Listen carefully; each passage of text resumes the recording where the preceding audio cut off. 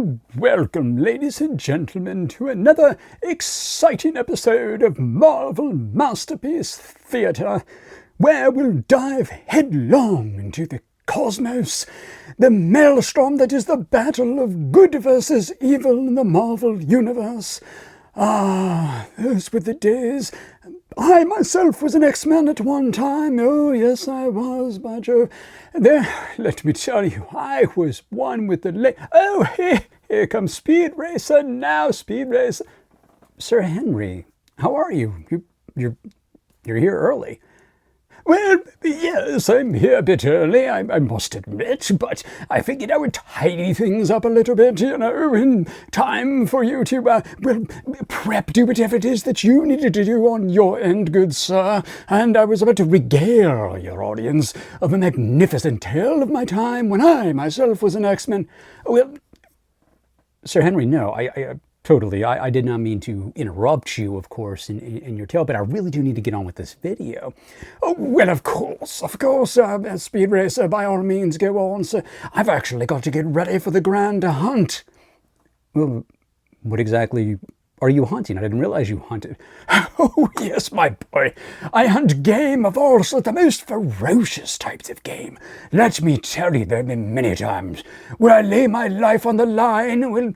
Well, if you don't mind me asking, what particular kind of game are you hunting exactly? I mean, it sounds treacherous. I've done some hunting in my day, but it sounds like whatever you're doing is, maybe above my pay grade.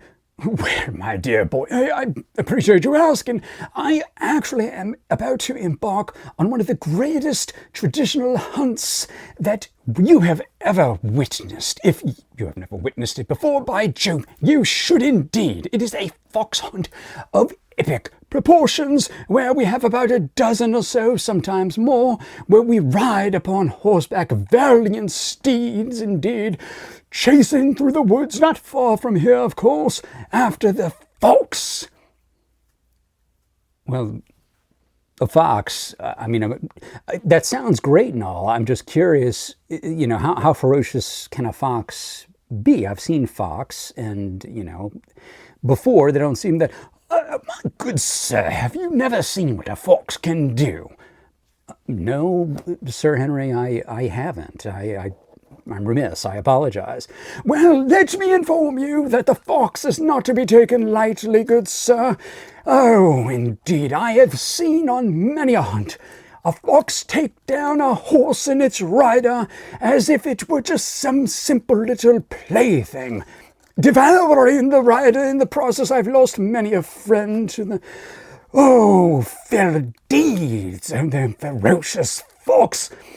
Not only the rider, but the steed itself completely consumed, and you'd be lucky to find the saddle and even bridle in place. Well, don't get too excited there, Sir Henry. I appreciate the information very much. That sounds absolutely terrifying, truth be told. If indeed this fox need be hunted, then by all means, go on. Best of luck to you. I wish you the very best, and Godspeed, I think. Oh, thank you, Speed Racer. Well, I'll inform everybody of the success of our hunt or failure, depending upon how it goes. But anyway, I shall see you again soon. First off, to a cup of tea. Right. Have a great night, Sir Henry. I really appreciate your time. And sorry, folks.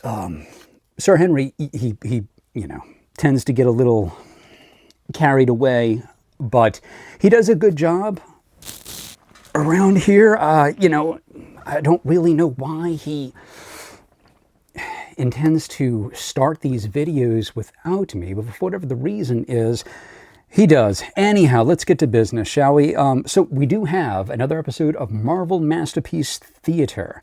I'm sure Sir Henry mentioned that in the beginning, and we're going to go over, actually, this page.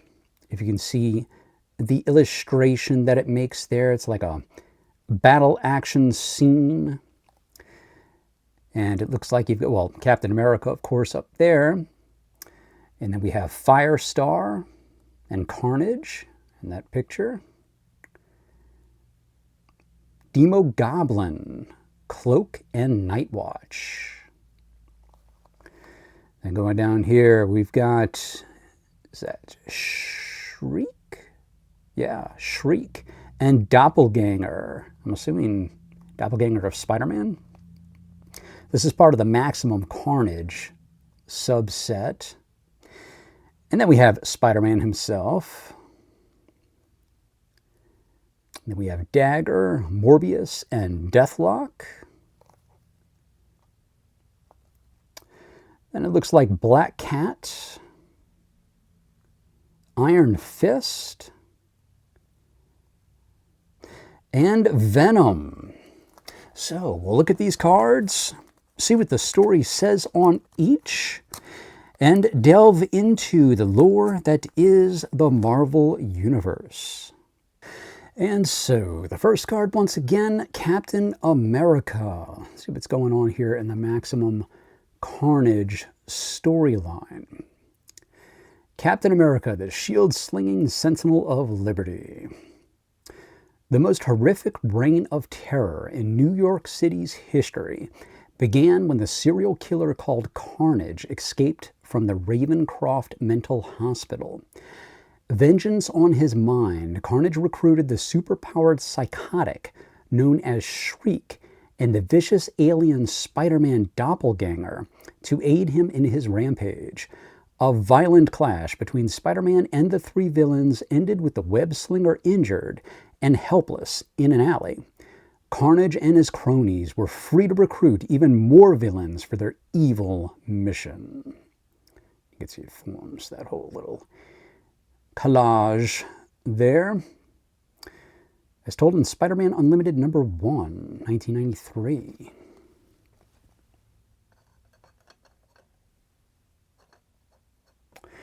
And that brings us to the next, which is Firestar and Carnage. See the big Carnage face in the background. Firestar, mutant mistress of microwave energy and carnage. Symbiotic serial killer who believes in nothing but chaos. After the brutal attack by Carnage and his allies, an injured Spider-Man was rescued from a pack of street predators by Cloak and Dagger. The crime-fighting duo joined Spider-Man in another battle with Carnage, Shriek, and the Doppelganger. But Shriek's sonic powers were too much for Dagger, who vanished in a burst of light. Meanwhile, Venom arrived in New York, outraged at Carnage's rampage. Venom attacked Carnage, but was ill-prepared for his partners. The result was a beaten, bloodied Venom collapsing on Spider-Man's doorstep. Carnage was taking some names. Definitely taking some names. Causing some trouble for our beloved heroes. Then it goes to Demogoblin, Cloak, and Nightwatch. Demogoblin, demonic entity on a mission to cleanse the world of those he deems sinners. Cloak preys on evildoers, feeding them to the hungry darkness within his cape. And Nightwatch, mysterious crusader of the night with a costume full of exotic armament. After nursing Venom back to health, Spider-Man sought advice from his trusted confidant, the Black Cat. The cat convinced Spidey to join Venom in his mission to stop Carnage, though the wall crawler still hated everything Venom stood for. A battle between the trio and Carnage's crew, which had now recruited the demonic villain named Demogoblin, ended with the cat narrowly escaping death. Meanwhile, a mysterious mob mentality began to overtake the city. So trouble was a-brewing at this point in the storyline. Dire times for the heroes, trying to figure out what to do to stop Carnage. And that brings us to Shriek and Doppelganger. Shriek channels negative emotions into deadly sonic blasts. And Doppelganger, twisted evil duplicate of Spider-Man. While Carnage's family of psychopathic supervillains continue to terrorize New York, Venom recruited allies in his mission to stop Carnage. Morbius, the living vampire, and Cloak, whose partner Dagger was apparently murdered by Shriek.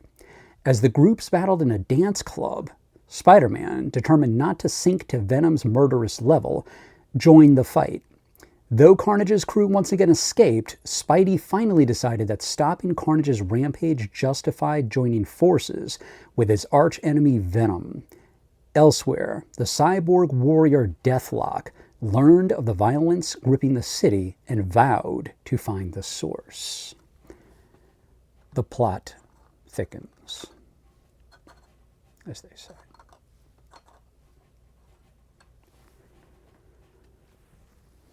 Bringing us to Spider-Man, the friendly neighborhood Spider-Man who was not in the mood to be too friendly on this day, I can guarantee it. Spider-Man, the web-slinging, swinging adventurer with the proportionate strength and speed of a spider. Could be said that he web slings as well. The mass psychosis affecting New York City's citizens in the wake of the rampage of Carnage's family escalated as rioting and looting ran rampant. Deathlok, attacking Carnage and his crew alone, proved no match for their combined powers, which now included the death touch of the man called Carrion. Spider-Man and his allies lured Carnage's team to an abandoned orphanage where, after a brief skirmish, Venom blasted Carnage with a sonic gun, hoping to incapacitate Carnage's symbiote costume. However, the costume had merged with Carnage's bloodstream, making it nearly impossible to kill and turning the tide of battle back in the villain's favor. Man, the good guys were having a really rough go of this situation. And that brings us to Dagger, Morbius, and Deathlok. And I do believe it was said earlier that poor Dagger is presumably killed at this point. Dagger, shining heroine armed with soul-cleansing light knives. Deathlok, heroic cyborg warrior with computer mind and high-tech armament. And Morbius, scientist turned living vampire who preys on criminals for sustenance. Living and vampire, kind of a conflict of words there, but is what it is. The trap set by Spider-Man and Venom for Carnage's family fell apart when Venom's sonic gun proved ineffectual against Carnage. With hope at its lowest ebb, Spidey's resolve was strengthened by the timely arrival of a new ally, Captain America. The mysterious Nightwatch joined Morbius, Black Cat, and Cloak in another unsuccessful assault on Carnage's group, while Spider-Man and Cap gathered Deathlok, the martial arts master Iron Fist, and the mutant Firestar. I want to say I remember Firestar when I was a little kid watching, gosh, what was it? Spidey and His Amazing Friends, I think. And if I recall correctly, it was like Spider-Man, Iceman, I think, and Firestar. But it's been a minute, to say the least. Black Cat. Former cat burglar turned adventurer with cat-like reflexes and agility. I'm assuming Marvel's version of Catwoman, essentially. Captured by Carnage during their last battle, Venom remained a prisoner in Carnage's lair inside the Statue of Liberty's torch. Carnage's merciless torture of Venom was interrupted by Nightwatch and Morbius, who'd been on the villain's trail. Meanwhile, Spider-Man, Captain America, Firestar, Deathlok, and Iron Fist went about calming the chaos in the streets, which they discovered was caused by Shriek's psionic powers. As the chaos raged, Cloak kept a silent vigil in the Holy Ghost Church, certain an answer to the madness would present itself there, and his faith was rewarded with the miraculous return of his supposedly dead partner, Dagger. Very interesting. Set her down there.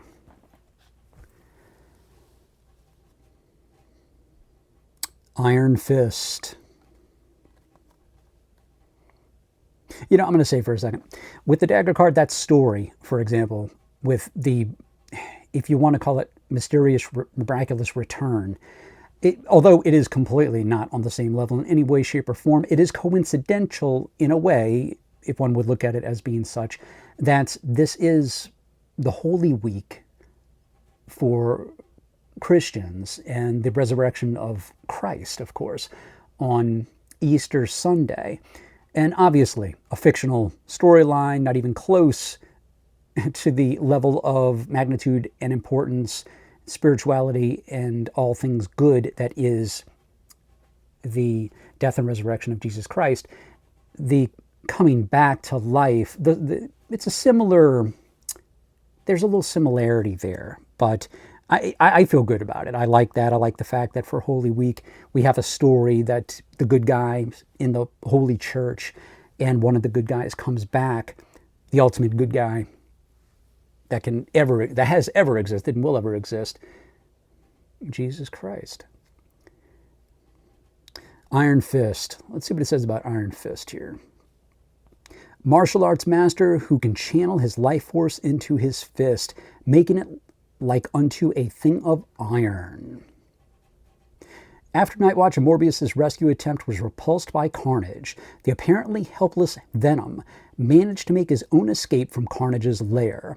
Furious, Carnage returned to New York, where Spider-Man and his allies had finally turned the tide of battle against Carnage's family, with the aid of the resurrected dagger and an alpha wave generator. The device exorcised the darkness from the souls of Carrion, Shriek, and Demogoblin, and the shock of facing his own inner darkness left Carnage apparently dead. In the aftermath, thinking the threat ended, a weary Spider-Man faced the return of an angry Venom. Let's see what Venom was so angry about.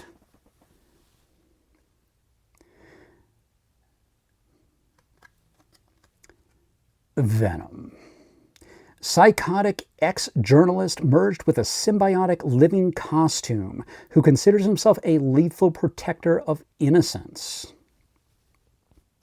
Furious at being denied his revenge on Carnage, Venom attacked Spider-Man, but both were shocked to see Carnage, whom they believed dead, rising out of a nearby lake.